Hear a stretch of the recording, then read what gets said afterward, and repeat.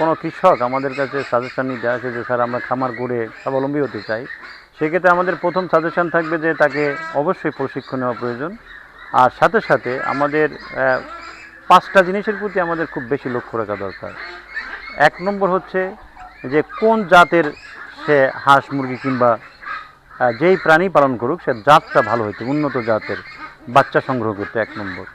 2 নম্বর হচ্ছে তাকে একটি সুন্দর পরিবেশে বাসস্থানের ব্যবস্থা করতে হবে এবং তাকে ওভার ক্রাউডিং যেটা বলা হয় যে এক জায়গায় গাদাগাদি করে অনেক বাচ্চা পালন করা, এটা করা যাবে না।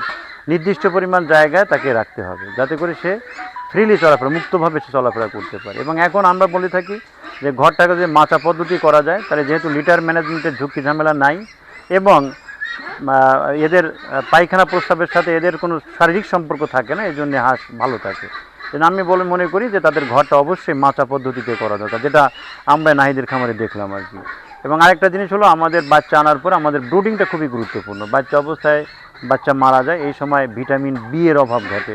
তাপমাত্রার অভাব ঘটলে, তাপমাত্রা কম বেশি ফ্লাকচুয়েট করলে স্বাস্থ্যগতভাবে অনেক ত্রুটি দেখা যায়। এই জন্য ব্রুডিং টেম্পারেচারটা খুব সুন্দরভাবে মেনটেন করা দরকার।